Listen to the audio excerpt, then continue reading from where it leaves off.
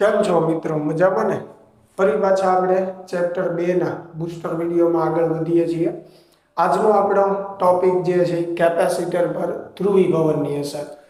ધ્રુવીભવન આપણે ભણ્યા હતા વિદ્યાર્થી મિત્રો કે પદાર્થમાં વિદ્યુત ડાયપોલ મોમેન્ટ પ્રેરિત કરવાની ઘટનાને ધ્રુવીભવનની ઘટના કહેવાય.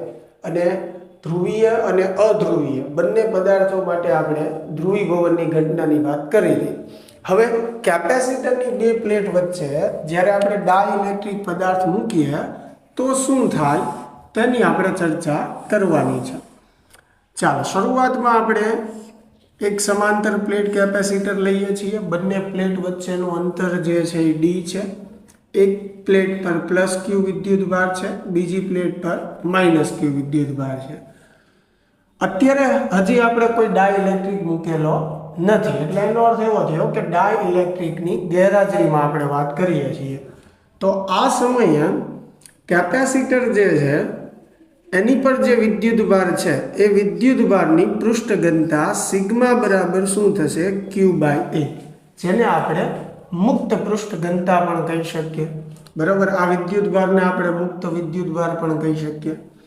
આ સ્થિતિએ કેપેસિટરનું વિદ્યુત ક્ષેત્ર જે છે એ ધનથી ઋણ પ્લેટ તરફ હશે, જેને આપણે E0 કહીએ છીએ.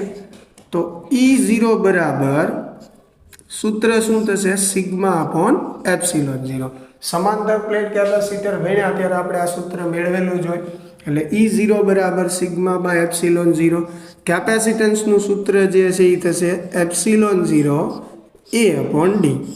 ચાલો, તો આજે આપણે બધી સ્થિતિની વાત કરી એ ક્યારની સ્થિતિની વાત છે? તો કે જ્યારે કેપેસિટરની બે પ્લેટ વચ્ચે ડાઇલેક્ટ્રિક આપણે મૂકેલો નથી, તો એ વખતે પૃષ્ઠ ઘનતા, વિદ્યુત ક્ષેત્ર, કેપેસિટન્સ એ બધું આપણે લખ્યું છે. સ્થિતિમાન લખવું હોય તો પણ લખી શકાય V0 બરાબર E0 ઇન્ટુ ડી. આવી રીતે આપણે સ્થિતિમાન પણ દર્શાવી શકીએ. ચાલો, હવે આપણે શું કરીએ કે કેપેસિટરની જે બંને પ્લેટો છે એની વચ્ચેનું અંતર ડી છે અને એપ્રોક્સ આપણે એટલી જ જાડાઈનો, એટલે કે ડી જાડાઈનો, હકીકતમાં એના કરતાં સહેજ ઓછી જાડાઈ હોવી જોઈએ, પણ અત્યારે આપણે સૈદ્ધાંતિક રીતે વાત કરીએ તો બંને પ્લેટ વચ્ચેનું જેટલું અંતર છે એટલી જ જાડાઈનો ડાઇલેક્ટ્રિક પદાર્થ જે છે આપણે દાખલ કરીએ છીએ. ડાઇલેક્ટ્રિક પદાર્થના બે પ્રકાર છે, ધ્રુવીય અને અધ્રુવીય.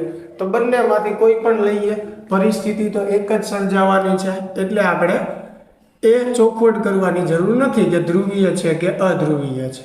ચાલો, પ્લેટ જે છે આ પ્લેટ પર ધન વિદ્યુતભાર છે, આ પ્લેટ પર ઋણ વિદ્યુતભાર છે. તો ધ્રુવીભવનની ઘટનામાં આપણે શીખી ગયા છીએ કે જે બાજુ ધન વિદ્યુતભાર છે ત્યાં ડાઇલેક્ટ્રિકની અંદર ઋણ વિદ્યુતભાર જે છે એ પ્રેરિત થશે, જેને આપણે QP કહીએ છીએ. ઋણ છે એટલે માઇનસ. ઋણ પ્લેટ બાજુ ધન વિદ્યુતભાર જે છે એ પ્રેરિત થશે, બરાબર, અને એને આપણે પ્લસ QP કહેશું. તો આ જે વિદ્યુતભાર પ્રેરિત થયો છે તેની પૃષ્ઠ ઘનતા સિગ્મા P બરાબર શું લખીએ ગાય? QP બાય A લખી શકાય, બરાબર, જેને પોલેરાઇઝિંગ પૃષ્ઠ ઘનતા અથવા બદ્ધ પૃષ્ઠ ઘનતા આપણે કહી શકીએ છીએ. તો જ્યારે કેપેસિટરની બે પ્લેટ વચ્ચે ડાઇલેક્ટ્રિક મૂકવામાં આવે છે ત્યારે આવી રીતે એની અંદર વિદ્યુતભાર પ્રેરિત થાય છે. એના લીધે ધનથી ઋણ તરફ ડાઇલેક્ટ્રિક પદાર્થની અંદર એક વિદ્યુત ક્ષેત્ર ઉત્પન્ન થાય છે, જેને આપણે કહીએ EP, જે ધ્રુવીભવનની ઘટનાના લીધે થયું છે. કેપેસિટરનું જે વિદ્યુત ક્ષેત્ર છે E0, જે કેપેસિટરની ધન પ્લેટથી ઋણ પ્લેટ તરફ છે, એટલે અહીંયા બંને વિદ્યુત ક્ષેત્ર જે છે એ પરસ્પર વિરોધી દિશામાં છે.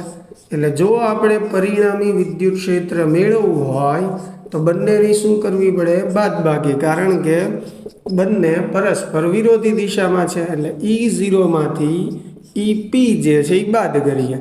હવે E0 નું સૂત્ર જે છે અગાઉ આપણે લખેલું જ છે, સિગ્મા અપોન એપ્સિલોન 0. EP માટે શું થશે? Sigma P upon epsilon 0. આને શું લખી શકશું આપણે? Sigma minus sigma P upon epsilon 0. હવે વિદ્યાર્થી મિત્રો, સિગ્મા માઇનસ સિગ્મા P જે છે આધાર કોની પર રાખશે? સિગ્મા પર, એટલે કે આપણી જે મુક્ત પૃષ્ઠ ઘનતા છે એના પર, બરાબર. કારણ કે જેમ તમે પ્લેટ પરનો વિદ્યુતભાર વધારે રાખશો એમ પૃષ્ઠ ઘનતા જે છે એ વધશે, અને પૃષ્ઠ ઘનતા વધશે તો સીધી વાત છે આ તફાવત પણ વધશે. એટલે સિગ્મા માઇનસ સિગ્મા બી સિગ્માના સમપ્રમાણમાં હશે. સમપ્રમાણતાની નિશાની આપણે દૂર કરીને અચળાંક મૂકીએ તો ત્યાં અચળાંક આવશે 1/k. કે જે છે એને શું કહેવાય? ડાઇલેક્ટ્રિક અચળાંક કહેવાય. ચાલો તો અહીંયા જે છે આપણે સિગ્મા માઇનસ સિગ્મા પી ને સ્થાને સિગ્મા/k મૂકી દઈએ. ચાલો તો આ સમીકરણની અંદર સિગ્મા માઇનસ સિગ્મા પી ના સ્થાને સિગ્મા/k મૂક્યું. હવે અહીંયા સિગ્મા/એપ્સિલોન 0 જે છે એ શેનું સૂત્ર છે? E0 નું. એટલે એના સ્થાને E0 લખીએ તો આના પરથી આપણને શું ખ્યાલ આવે છે કે ભાઈ જ્યારે કેપેસિટરની બે પ્લેટ વચ્ચે ડાઇલેક્ટ્રિક પદાર્થ ન હતો ત્યારે વિદ્યુત ક્ષેત્ર E0 હતું, પણ જ્યારે ડાઇલેક્ટ્રિક પદાર્થ મૂકવામાં આવ્યો ત્યારે વિદ્યુત ક્ષેત્ર E0/k થઈ ગયું. એટલે કે વિદ્યુત ક્ષેત્રમાં ઘટાડો થાય છે અને ક્ષેત્ર ઘટીને k માં ભાગનું થાય છે. ચાલો તો આ ક્ષેત્ર માટેની વાત થઈ.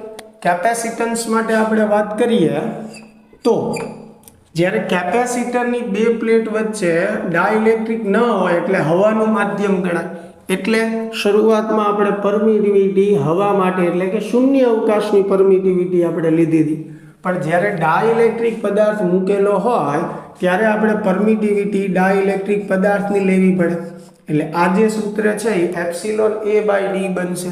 હવે એપ્સિલોનના સ્થાને આપણે શું લખી શકીએ? k એપ્સિલોન 0 લખી શકીએ. બરોબર. ચાલો તો એપ્સિલોન 0 A/d છે એ શેનું સૂત્ર થયું? C0 નું. C0 એટલે ડાઇલેક્ટ્રિકની ગેરહાજરીમાં કેપેસિટન્સ. તો આના પરથી આપણને શું મિત્રો ખ્યાલ આવે છે કે ડાઇલેક્ટ્રિકની ગેરહાજરીમાં જે કેપેસિટન્સ C0 હતું એ ડાઇલેક્ટ્રિકની હાજરીમાં KC0 એટલે કે કેપેસિટન્સમાં વધારો થાય છે અને એ કેટલું થઈ જાય છે? k ગણું થઈ જાય છે. અને ડાઇલેક્ટ્રિક પદાર્થો માટે k ની કિંમત 1 કરતાં વધારે જ હોય છે, એટલે કેપેસિટન્સ જે છે એ કેટલું થઈ જશે? k ગણું. એવી રીતે તમે સ્થિતિમાન માટે પણ દર્શાવી શકો કે સ્થિતિમાન જે છે એ પહેલા કરતાં જે છે એ k માં ભાગનું થશે. બરોબર. ટેક્સ્ટબુકમાં આપણને અલગથી આની સાબિતી ભલે ન આપી હોય પણ આપણે યાદ રાખી શકીએ કે વિદ્યુત ક્ષેત્ર પણ k માં ભાગનું થાય છે, સ્થિતિમાન પણ k માં ભાગનું થાય છે, જ્યારે કેપેસિટન્સ જે છે એ k ગણું થાય છે. તો આશા છે કે મિત્રો આ સમજાણું હશે તમને વ્યવસ્થિત. મળીએ હવે નેક્સ્ટ વિડીયો લેક્ચરમાં.